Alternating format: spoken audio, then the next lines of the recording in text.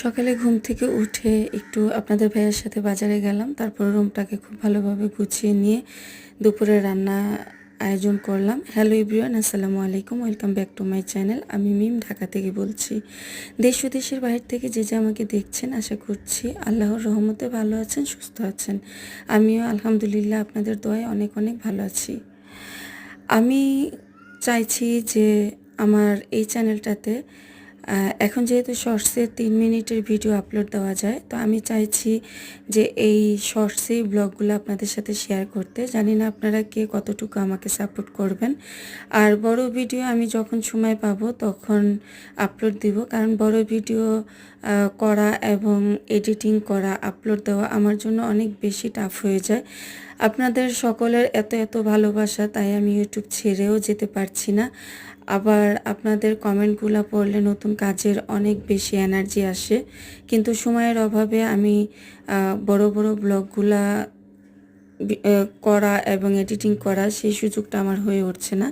তো আপনারা যদি সবাই আমাকে ভালোবাসেন আর আমার এই শর্ট ব্লগগুলা দেখতে চান, তাহলে কমেন্ট করে জানাবেন। যদি আপনারা শর্ট ব্লগগুলা আমাকে সাপোর্ট করেন, তাহলে ইনশাল্লাহ আমি এইরকমই ছোট ছোট ব্লগের মধ্যেই আমার সংসারের কাজকর্ম, রান্নাবান্না, আমার লাইফস্টাইল শেয়ার করব। আর আপনারা যদি এই ধরনের লাইফস্টাইল ব্লগ দেখতে পছন্দ করেন, তাহলে আমার চ্যানেলটা সাবস্ক্রাইব করে আমার সাথে থেকে যেতে পারেন। অনেক কথা বললাম, কথা বলতে বলতে আমার রুমটাকে খুব সুন্দরভাবে আমি গুছিয়ে নিয়েছি। আর রুম গুছানো থাকলে মনের মধ্যে অন্যরকম একটা প্রশান্তি থাকে। যতই বাহিরে কষ্ট করি না কেন, বাসায় যখন ঢুকি তখনই মনে হয় যে আমার একটা স্বর্গে আমি এসেছি। কারণ রুম এলোমেলো থাকলে কিছুই ভালো লাগে না, রুম গুছানো থাকলে অনেক বেশি ভালো লাগে। তো ওয়ার্ড্রোপের উপরটাও আমি একটু গুছিয়ে নিলাম, ওষুধগুলো খুব এলোমেলো করা ছিল। চলে আসলাম রান্নাঘরে। তো এখানে আমি পটল অফ ক্যামেরায় কেটে নিয়েছি, পটল ভাজি করব।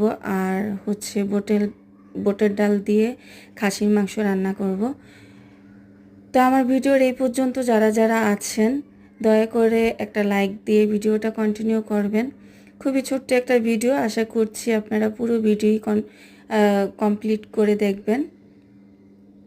তো এই তো আমি পাশের চুলায় পটল ভাজি দিয়ে এই চুলাতে আমি এখন দিয়ে দিচ্ছি খাসির মাংস। তো খাসির মাংসের জন্য আমি সব ধরনের মশলা দিয়ে খুব ভালোভাবে মশলাটা কষিয়ে নিয়ে বুটের ডাল দিয়ে দিলাম। আর বুটের ডালটাও একটু কষিয়ে সিদ্ধ করে নিয়ে তারপর এখন দিয়ে দিব